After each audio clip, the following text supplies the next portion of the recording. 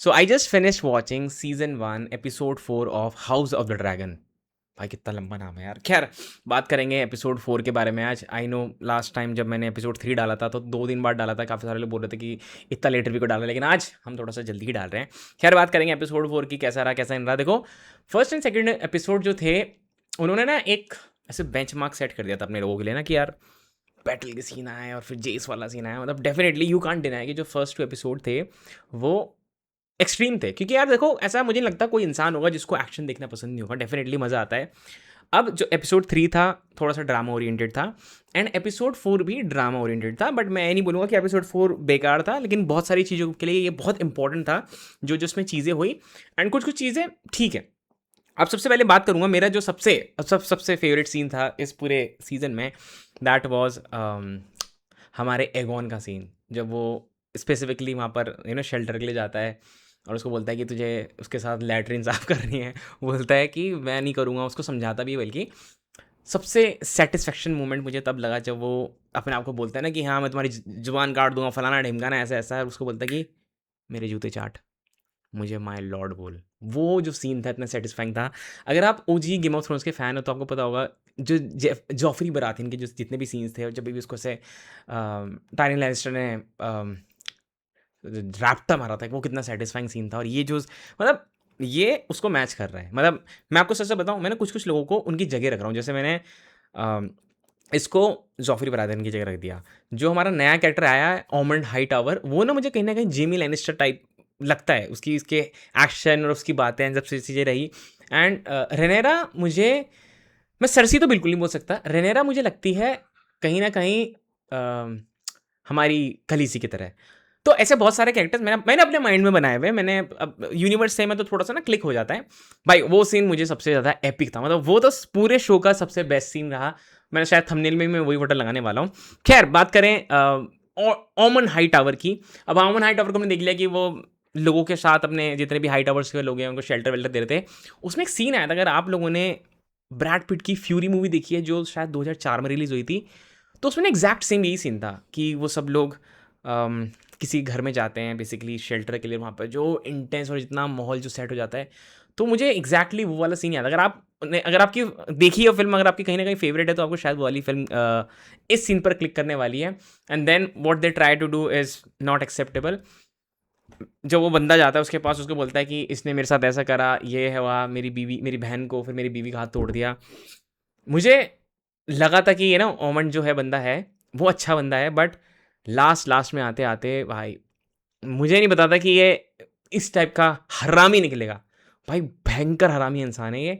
उसने उस आदमी को बुलाया और जो एलिसेंट का बेटा था वो तो भाई मुझे एलिसेंट का डुप्लीकेट लग रहा है। वो जो इतना ब्रूनेट उसका हेयर स्टाइल और जो हेयर कलर था वो तो बिल्कुल एग्जैक्ट लग रहा है। वो अभी तक मैं बोलूँगा जितना भी था वो अच्छा है। जैसे आपको याद होगा वो बंदा कौन था जो छत से कूद जाता, सरसी का लड़का ही नहीं था, उसका नाम याद नहीं आ रहा। अब तुम समझ रहा है ना, जो छत से कूद जाता है। अगर आपने गेम ऑफ थ्रोन्स देखा है तो मुझे उसने उसकी याद दिलाई। वो ना कैरेक्टर कहीं ना कहीं सिमिलर टू हिम है। और फिर उसको बोलता है कि तू मार उसको, है ना, और उसको बोलता है कि तू अपने भाई की जगह, मतलब उसको भड़का रहा है कि you deserve the iron throne. भाई खतरनाक। मैंने बोला था ना लास्ट लास्ट अपने वीडियो के रिव्यू में कि ये जो कैरेक्टर होने वाला है ये बहुत भयंकर कैरेक्टर होने वाला है। क्योंकि ये जो पॉलिटिक्स चला है, इसने फर्स्ट एपिसोड से इतनी गंदी पॉलिटिक्स चली भाई। सबसे पहले तो उसने उसको ही चेंज कर दिया बच्चे को। देन इस एपिसोड में उसने दुनिया के सामने दिखाया कि भाई मैं तो इंसाफ का देवता हूँ, मैं तो सब करूँगा, इसका हाथ तोड़ दिया जाएगा, वो तोड़ दिया जाएगा। और एंड में आते आते तूने एक हाई टावर पे हाथ कैसे उठाया, तूने जो भी करा ऐसा ऐसा था, मैं तुझे बताऊंगा रियलिटी। और वो उसको बोलता है क्या नाम है इसका, डेरन को, कि भाई इसको मार। और वो मारता भी भाई। वो सीन मतलब था, मतलब बोलूँगा इसको एपिक बोल सकता हूँ इस पूरे उसमें। एंड उसके अलावा एक जो सीन मुझे और अच्छा लगा दैट वाज शीप सेलर वाला, जहाँ पर वो सीन अच्छा था, ठीक है। जहाँ पर हमारे पास क्या नाम है उसका, नाम ही भूल जाता हूँ यार, डेमन टारगेरियन, जब वो उसके पास जाता है। देखो एक चीज़ पहले बताऊंगा मैं, I be very honest with you, मैं यहाँ पर कोई ढोंग नहीं करने वाला हूँ, ठीक है। ये वीडियो भी शायद 1 टेक की होने वाली है। मुझे ना ये थोड़ा सा कॉम्प्लिकेटेड लग रहा है समझने में। गेम ऑफ थ्रोन्स ना कंपेरेटिवली मुझे ऐसा लगता है थोड़ा सा ईजी टू अंडरस्टैंड था। लिमिटेड चीज़ें थी, ये लैनिस्टर्स हैं, इधर वॉल है, एक दो बीच के हाउसेस थे। अब इसमें मैं थोड़ा कंफ्यूज हो जा रहा हूँ कि कौन सा बंदा क्या है। ये उट पटांग के वर्ड्स लेके आ रहे हैं। डेफिनेटली उट पटांग के वर्ड्स नहीं है, जो डेफिनेटली जो वो जहाँ पर हमारे पास डेमन गया था, वो वही था जहाँ पर एक बच्चा था जो दूध पी रहा था। अगर आपको पता होगा, अगर आपने गेम ऑफ थ्रोन्स देखा है, मुझे पता है वो उस हाउस का है, लेकिन ना थोड़ा सा मेरे लिए ना कंफ्यूज हो रहा है। मैं थोड़ा सा ना कंफ्यूज हो जा रहा हूँ कहीं ना कहीं इसमें चीज़ों को समझने में कि कहाँ से कौन किससे क्या लिंक है। आई डोंट नो, आप शायद आप समझ पा रहे होंगे, लेकिन मुझे काफ़ी प्रॉब्लम आ रही है इसको ना बिल्कुल अंडरस्टैंड करने में, एकदम बिल्कुल स्ट्रेट फॉरवर्ड समझने में। But overall game of thrones इस मामले में काफ़ी ईजी टू अंडरस्टैंड था मेरे लिए ना। खैर, बात करेंगे वो वाला जो जो शीप सेलर वाला सीन था, जिसमें उसकी बेटी बोला था कि तो रीना रीना है ना उसका नाम, रीना को बोलता है कि तूने इसको कैसे करा, और बोलती है कि मैंने इसको शीप खिलाया। मुझे तो पहले लगा था कि शायद इन दोनों ड्रैगन की फाइट होगी, वो जो था ना, मैं तो भाई एक्सपेक्ट कर रहा था कि कुछ कुछ तो तगड़ा होगा, बट इट डजंट हैपन। वो भागती है वहाँ से, और डेमन भी बहुत आरामी है भाई, बेचारे उसका चरवाहे का सर काटता है, और रेनेरा के पास लेके जाता है कि बोलता है कि ये है जिसने तुम्हारे बेटे को मारा, ये वो सो फलाना ढिमकाना। और अभी ये आगे जाके बहुत तगड़ी पॉलिटिक्स में बदलने वाली है, क्योंकि डेफिनेटली रीना कहीं ना कहीं तो आएगी उड़ती आड़ती, और उसको पता चलेगा।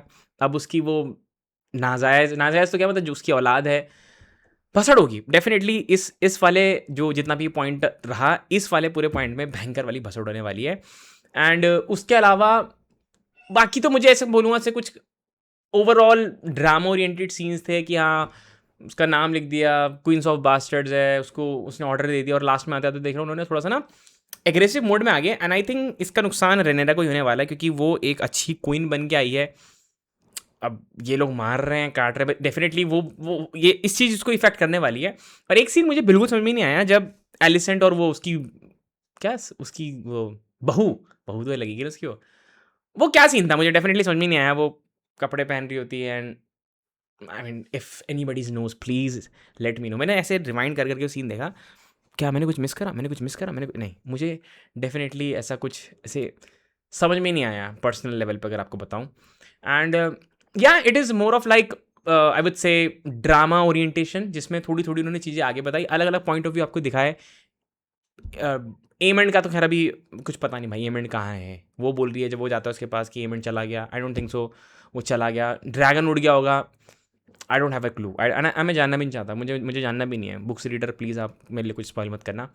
Overall it is a good episode, I wouldn't call it कि बहुत मज़ा आया, बहुत ऐसा था, ठीक है, स्टोरी बढ़ाने के लिए ठीक था।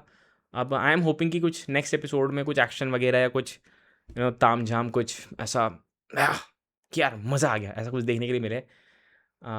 या overall it is a decent, but मुझे आई थिंक थोड़ा सा ना मैप समझना पड़ेगा हाउसेस के लिए। मैं देख रहा हूँ, लेकिन उतना ज़्यादा मेरे को क्लियर हो नहीं पा रहा, ये वाली चीज़ है। खैर, बाकी आप मुझे बताओ, आपको एपिसोड कैसा लगा, कैसा नहीं लगा। आपके कमेंट्स में डेफिनेटली रीड करूँगा, बस मेरे लिए कुछ बुक्स रीडर स्पॉइल मत करना। बाकी हम मिलेंगे आपसे बहुत जल्द एक नई वीडियो के साथ, तब तक के लिए जी हाँ, नहीं, ड्रगारियस।